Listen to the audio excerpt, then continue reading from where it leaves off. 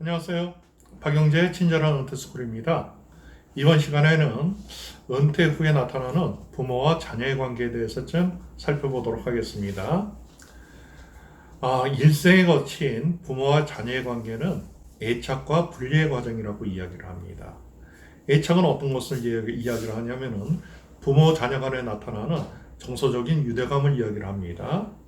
자, 분리는 뭔가 하면은 아이들이 커가면서 아이들을 끊임없이 독립을 하려고 해요. 그럼 부모는 이러한 자녀의 독립을 수용하고 배려하는 것을 분리의 과정이라고 이야기를 합니다. 자, 우리가 부모 자녀 관계에 있어서 어떠한 힘에 대해서 한번 살펴볼까요?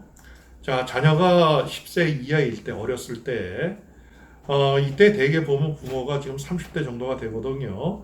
이때는 힘은 일방적으로 부모가 세져 해서 일방적으로 자녀를 감싸 안는 이런 것을 나타납니다. 이것을 관계지향적인 모성이라고 이야기를 합니다. 그런데 자녀가 10대가 되면은 이때서부터는 부모한테 의존을 하면서 또 독립을 하려고 하는 욕구가 상당히 커져요. 그럼 이때 부모의 나이는 30대에서 40대가 되는데 여기에서 나타나는 것은 도구적 모성이라는 개념이 나타납니다. 그래서 10대 때는 끊임없이 긴장과 갈등이 시작되는데 10대 때 가장 크게 나타나는 것이 뭔가 하면은 자녀들이 질풍노도의 시기, 이 사춘기를 겪게 되면서 이러한 것은 상당히 크게 나타납니다. 여기서 먼저 도구적 모성에서 관계지향적 모성으로 바뀐다라고 말씀드렸는데요. 관계지향적 모성은 뭔가 하면은 내가 돌봐줘야 될 자녀이기 때문에 일방적으로 우리 아이들한테 베풉니다. 이게 관계지향적 모성인데, 도구적 모성은 뭔가 하면은 일종의 자녀들에 대한 보상 심리가 들어가고 있어요. 어떠한 이야기? 자, 예를 들어가지고 엄마가 아이들한테 공부를 열심히 하라고 합니다. 야, 너 공부 잘해야 돼. 1등 해야 돼. 그래서 서울대 가야지. 네 아빠는 서울대도 못 갔잖아. 너만은 가줘야 되는 거야. 여기서 물론 엄마의 마음이 전부 다 그렇지는 않겠지만 은연중에 이러한 도구적 모습이 들어간다는 거예요. 그럼 아이들 입장에서 이걸 모를까요? 압니다. 그럼 은연중에 이것에 대한 반발이 나타나기 시작합니다. 그러면서 또 이때 그 자녀들이 청소년기에 접어들게 되니까는 부모는 더 이상 전지전능한 존재가 아닙니다. 여기서 독립의 욕구가 상당히 커가면서 의존에 대한 욕구도 커지기 시작하는 겁니다. 그래서 자녀가 20대가 되면은요, 부모 나이는 40대에서 50대가 되는데, 자녀들은 이제 심리적으로 독립을 하고, 이때서부터 분리를 하게 되는 겁니다. 그러면서 부모는 여기에서 자녀들의 독립을 걱정이 되고, 아직은 어린 것 같고 하기 때문에 막으려는 경우도 있고, 부정적으로 생각을 하게 되는 거거든요. 그러면서 여기서 또 다른 긴장과 갈등이 시작되면서 부모 역할을 재평가하게 되고, 그 다음에 관계가 재편성되게 되는 겁니다. 여기에서 자녀들은 심리적으로 부모에 대한 독립심이 더욱더 커나가게 돼요.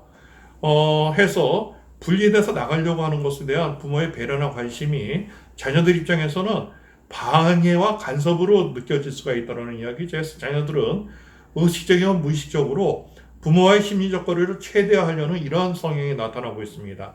반면에 부모는 그럴수록 자녀와의 심리적 거리를 최소화시키면서 다가가려고 하는 이런 면들이 나타나거든요. 이러면서 악순환이 되는 겁니다. 그래서 중요한 건 뭔가 하면은 자녀의 분리와 독립을 부모가 받아들여야 되는 거예요. 그래서 여기에서 부모의 성숙도가 필요한데요. 부모의 성숙도의 기준은 뭔가 하면은 이해심과 심리적 거리감에 있는 겁니다. 성숙한 부모는 자녀들이 이렇게 독립하려는 이러한 분리의 마음을 이해를 해줘야 되고요. 어차피 나가래요. 그리고 적절한 거리감을 유지해줘야 됩니다. 그러면서 성숙한 부모의 역할은 자녀의 분리를 수용해줘야 됩니다. 그러면서 자녀가 그들 나름대로의 시각에서 행복하게 살기를 바래주는 이러한 것으로 나타나게 됩니다. 그 다음에 자녀가 30대가 되면 결혼해서 출가를 하게 되죠.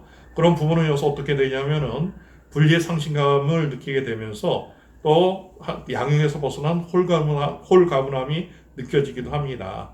그러면서 마무리가 되는 것이 아니라 출가한 자녀에 의한 부메랑이 나타나기도 하고요. 여기에서 현명한 부부들은 역할을 재구성해야 됩니다 하면서 부부나 친구나 여가 일과 같은 새로운 쪽에서 나의 역할을 찾아줘야 되는 이런 것들이 나타나게 됩니다. 자, 빈둥지 증후군이 나타납니다. 어머니는 분리에 대한 상실감이 상당히 큽니다. 왜냐하면 이제까지 남편보다는 자녀가 먼저였거든요. 그랬던 자녀가 내 품에서 벗어나는 거예요. 그래서 역할을 재구성하는데 상당히 어려움이 크지만은 다양한 방법으로 나름대로의 것들을 찾아가고요. 아버지는 어떤가 하면은 어려서 자녀들에게 소홀했던 것에 대한 미안함이 계속해서 나타나게 되는 거예요. 그래서 못해준 것만 생각이 나고 아쉬운 마음이 들게 되고 이런 것이 빈둥지 증후로 나타나는데 지금 가장 대표적으로 우리 사회에서 지금 나타나는 것이 캥거루족입니다. 캥거루족은 뭐죠? 예, 자녀가 썩 성장했는데도 나가지 않고 부모 그늘 안에 있는 것을 캥거루족이라고 합니다. 다양한 용어가 있는데요. 흰 캥거루족이라는 얘기가 있어요. 이것은 경제적인 능력은 있지만 부모에게 주거 비용을 내고 부모와 함께 사는 자녀를 신캥거루족이라고 합니다. 자라족이라는 용어가 있는데 이것은 부모라는 그 그늘에 숨어버리는 거예요. 자라가 쑥 들어가 있듯이. 자, 자녀들이 자립할 시기가 됐는데 경제적인 어려움을 피해서 부모라는 방어막에 숨어버리는 젊은 자녀를 자라족이라고 합니다. 연호족이라는 이야기도 있습니다. 독립을 했어요. 아주 호기롭게. 근데 생활고가 너무 심해. 너무 죽겠어. 그래서 다시 부모한테 돌아가는 20대, 30대 젊은 직장인을 연호족이라고 하고요. 리터루족도 있습니다. 리터는 캥거루족의 그 합성어인데 독립을 했는데 전세가가 너무 높아요. 육아에 대한 문제 등이 있습니다. 이것을 해결하기 위해서 부모의 곁으로 다시 돌아오는 사람들을 리터루족이라고 이야기를 합니다. 자, 우리나라 지금 이렇게 다양한 용어로 나타나고 있는데 유럽이나 그 북미 같은 경우에 어떨까요? 이런 현상이 있을까요? 없을까요? 놀랍게도 똑같은 용어들이 나타납니다. 뭐 캥거루족, 그다음에 밤비족, 그래서 다양한 용어들이 나타나고 있는데 아마도 고령화가 빠르게 진행되면서 또 금융위기 이후로 젊은 사람들이 외국도 상당히 힘들어하거든요. 해서 우리나라나 외국이나 공통적으로 나타나는 현상인 것 같습니다. 자, 그런 면에서 사실 보면은요, 지금 50대, 60대의 가구가 상당히 어려워요. 지금 이 방송을 청취하시는 50대 분들을 과거에 한 10년 전만 하더라도 뭐라고 얘기했냐면은 마처 세대라고 불렀습니다. 왜 마처 세대냐? 부모를 봉양하는 마지막 세대, 자녀에게 봉양받지 못하는 처음 세대에서 마처 세대입니다. 지금은 더블 케어 세대라고 이야기를 하고 있어요. 성인 자녀에게 경제적인 지원을 하면서 동시에 노부모에게 생활비를 지원하는 이중 부양 세대로 5060 세대 가운데에서 34.5%를 차지합니다. 이들은 자녀들에게 매월 78만 원, 부모에게 40만 원씩을 부담하는 것으로 나왔어요. 자, 트리플 케어 세대로 지금 들어가네요. 더블 케어를 하는 와중에 손주까지 돌봐주는 것을 트리플 케어 세대라고 이야기를 합니다. 더블 케어 세대 가운데서 자녀가 있는 세대의 49.1%가 트리플 케어 세대에 속하고 있고요. 결국 케어 푸어 세대로 기결이 됩니다. 돌보다가 내가 가난해지는 거예요. 무리하게 가족을 부양하다 결국은 가난해지는 건데 더블 케어 세대의 22%가 케어 푸어 세대인 것으로 나타나고 있습니다. 자, 성인 부모와 자녀 간의 관계에 대해서 이야기를 나눴는데요. 그 부모 자녀의 관계는 끊임없는 애착과 분리의 과정인데 이 자녀들이 30대 이후에 그 결혼을 하게 되면은 그 독립을 하게 되고요. 그러면서 부부만의 결혼 생활로 다시 접어들게 되는데 여기에서 어머니 같은 경우에는 양육에서 벗어난 홀가분함이 있지만은 그 분리의 상실감을 나타내게 되고요. 여기서 나의 역할을 찾아야 된다는 것이 상당히 중요하게 나타나고 있습니다.